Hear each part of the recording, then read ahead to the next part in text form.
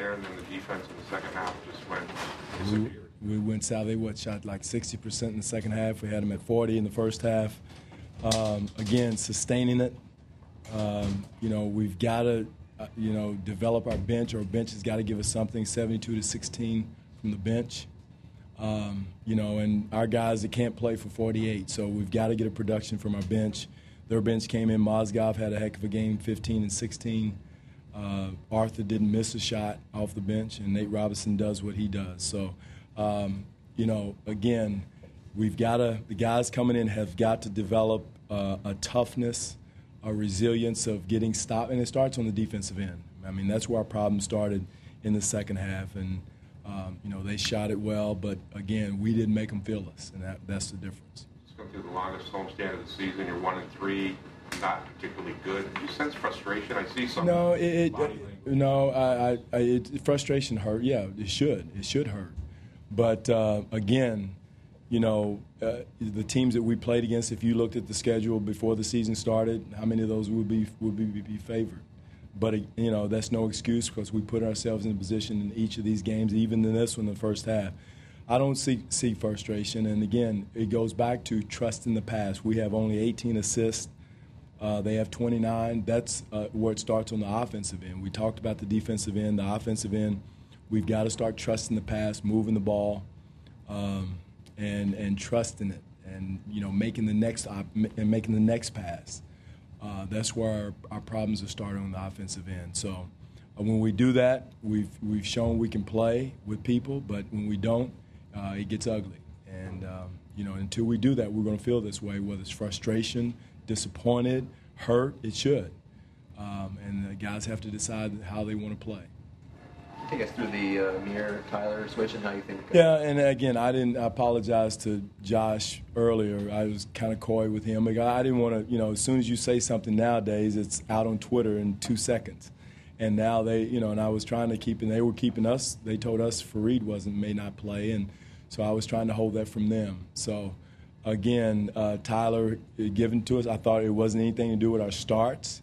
I think we had, 13, 14-point lead, whatever it was, early with the start. I thought we got off a fantastic start with Tyler.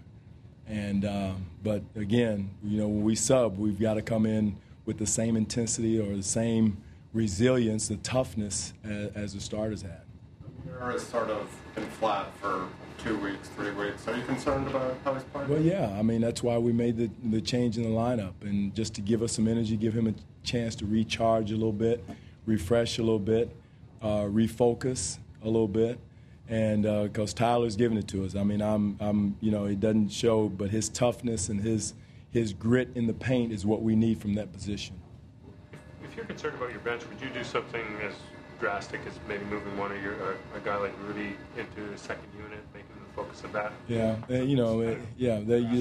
that's drastic. I mean, you could do something like that, Michael, but again, I'd much rather to develop, Ross and get a guy like I thought today that Julian Stone came in and gave us a solid job. But we got to get that position anchored down and locked down. Kyle can't continue to play the minutes he's playing. But again, it takes time and experience for those guys to get it. But in the meantime, we're losing leads when that group goes in. So, again, it's a developmental process for that group of all those guys. And, you look at the guys, you have Nate Robinson, Andre Miller, who's been in the league how many years, and they have a lot of vets coming off the bench. Guys who've played Darrell Arthur was a six-man from Memphis, a playoff team. So, but they've got to develop that from playing. When Julian came in, the ball did seem to move well, but is there anything that you saw from that you liked in this? Well, some of it was tentativeness, him coming in not wanting to make a mistake, and he had Nate Robinson all up in him, and so some of it was that. But again, that's what he's got to get used to if he's got to man that position, is get ready for that pressure and get the ball moving and hopping. And he wasn't the only one. I thought the ball stuck, a few times. I think we got to make the next pass, next play, whatever the decision it is. I mean, I'm not telling the guy not to take a shot that he's worked on or his shot in rhythm, but again, is that the best shot for our team right now? It looked like Jonas was more of a focal point in the offense there in the third. What did you see from him, though? Well, I thought he had a matchup with either Fareed or Hickson going in. I thought Mozgov came in and did a much better job defensively, but I thought he had a matchup with those guys in, so we made it a vocal point of getting him the ball in the paint. He did an excellent job of getting to where he wanted to go in the painted area against those guys. So that's what we wanted to do.